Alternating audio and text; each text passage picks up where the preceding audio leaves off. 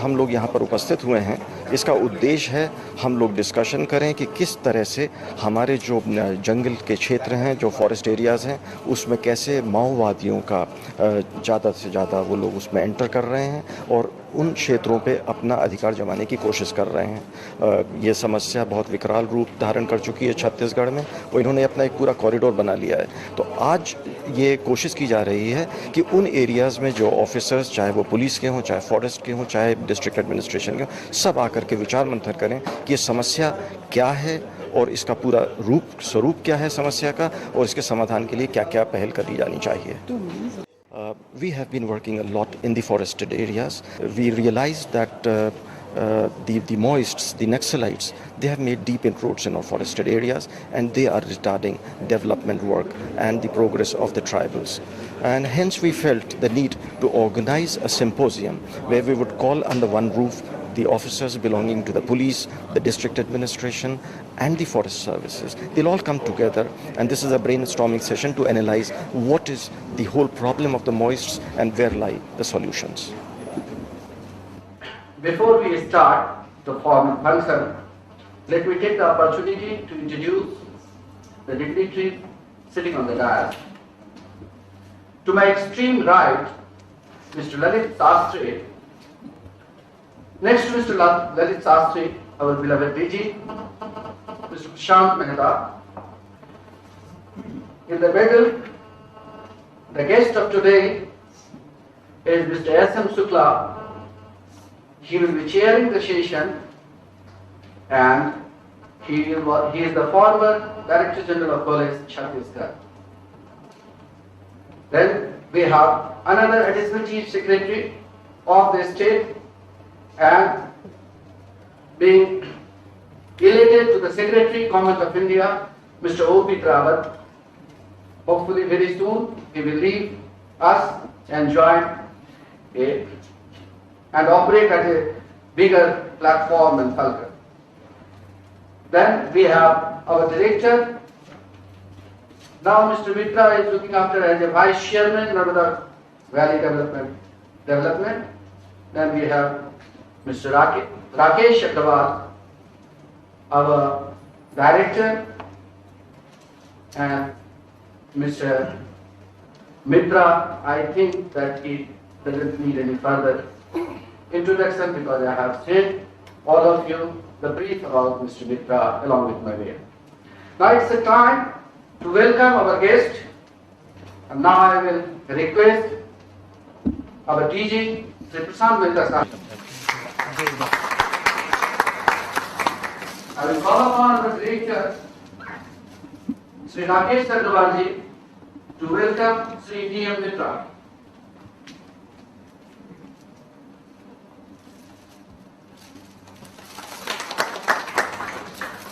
Invite and call upon my director, Sri Rakesh Agrawal, to welcome Sri O.P. Rawat.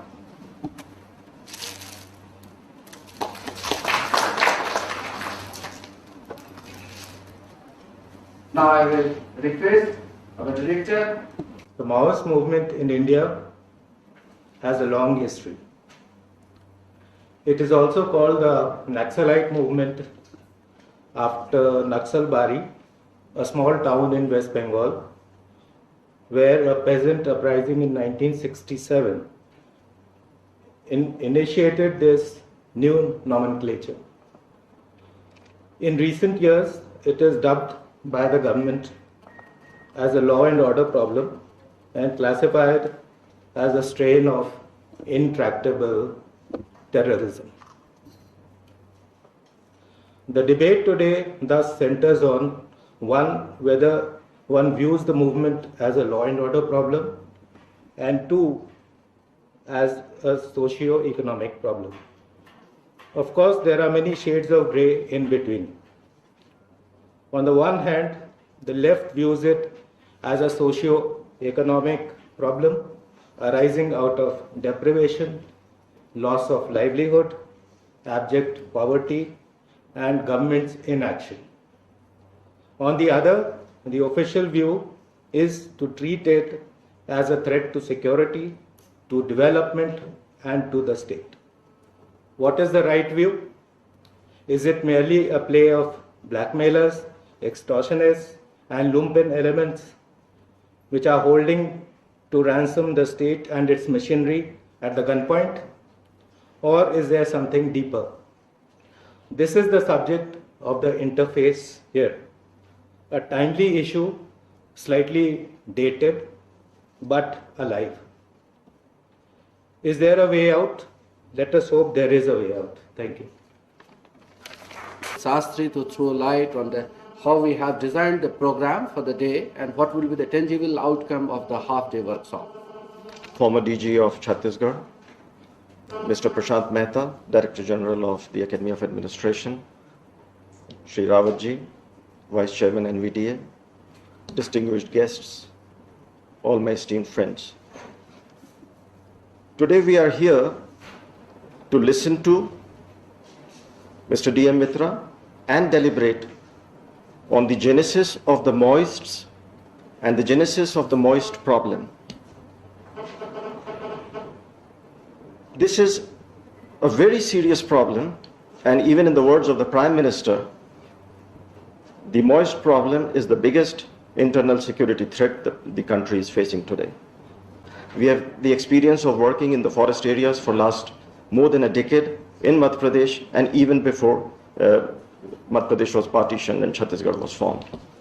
And in the process, we have had a lot of experience about the problem as it was emerging and the way it has turned into a hydra-headed monster today. One of these days, during discussions with Mr. Mitra, one felt that it is high time we start looking at the problem through keyholes, with blinkers on. We should have a full dynamics of it in our perspective, and we should have a holistic view about the problem. What are the factors that are leading to the problem and magnifying the problem? And Mr. Mitra would be here to share his views on this. I would not like to lose this opportunity. As a journalist, almost 30 years of journalism in Madhya Pradesh, I have had the experience of being in Bastar in early 80s. Then I followed one of my visits to Bastar was in a very tragic circumstances. It was in June 1992 when the Naxalites had inflicted heavy casualties, killing about 17 cops at Konta, near Konta on the Andhra border. And my last visit to Dantewada was last year when the security forces were massacred in a mine blast by the Naxalites. What I have felt is there are two schools of thought, as Mr. Rakesh Agrawal rightly pointed out. One treats this as a law and order problem, and the other section thinks it's a socio-economic problem. And suppose we lay a lot of emphasis on development, it would be wishful thinking to think that the Naxalites would disappear into the thin air. On the one hand, we have to treat it as a law and order situation, and we have to ensure that there are no gaping gaps in our security forces. I am reminded of a situation where the political executive had taken a decision that in order to combat the Naxalites, the police force will have to be reinforced, resources will have to be mobilized, they will have to be trained into jungle warfare, and they will have to be a motivated force sent into that area. I remember it was 98, 99, perhaps the state assembly or the Lok Sabha election. I was covering the elections in Indore, which has nothing to do with the Naxalite affected areas. There, a political boss, a petty political dictator in that area, I was there on the spot at the right time where I saw what happened. He was ordering an additional SP to arrest some opposition party workers during the campaigning. The additional SP told him point blank, let him do his job and don't disturb me. So this guy in the presence of the media said, let the elections be over, I'll send you to the Naxalite affected areas. And immediately thereafter, the additional SP was sent to the Naxalite affected areas, and he was not grounded, he was not trained into jungle warfare. He heard that there is a movement of Naxalites. He got into a van and rushed to that spot, and he was killed, blasted. And I treat this as murder. So we need a situation where we have to have a connect, evidence. So this is one aspect. Two, when an action plan was cleared by a democratically elected government after the Konta blast in 1992, the file for the approval and clearance of funds for that action plan, the second phase, for years it was lying in the Secretariat, and the police did not get funds. And in the process, the Naxalites had all the time, I'm calling them Naxalites, please excuse me, because in the common parlance, they continue to call them Naxalites. It's a different matter. He'll throw light on it, how the Naxalite ideology, those who were following it, they got bifurcated into the PWG and the MCC in Bihar, and how the PWG spread. And they built a corridor, which is again a concept. There is no such thing as a hard and fast corridor. They are moving in an area. Now I will request our Director General to give the opening remark to this symposium. Lalit Shastri ji, Rakesh Agarwal, and of course Mr. Mitra. The genesis of this symposium was when Mr. Mitra came and spoke to a training class in the academy. All of them, of course, were stunned by his knowledge of the subject, the research in the subject. And then Mr. Shastri and Mr. Mitra and I got down to try to work out how this knowledge could be disseminated, how we could have an interaction with people who also know or have experienced this subject. And I noticed that we have a wonderful house here today, some very senior officers, some very knowledgeable people.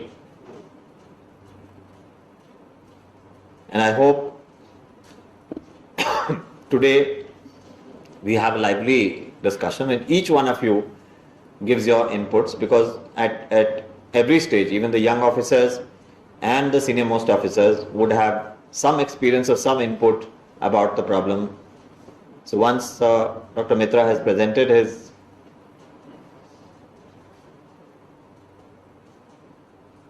paper, I am sure a large amount of input would come from all of you, and we'll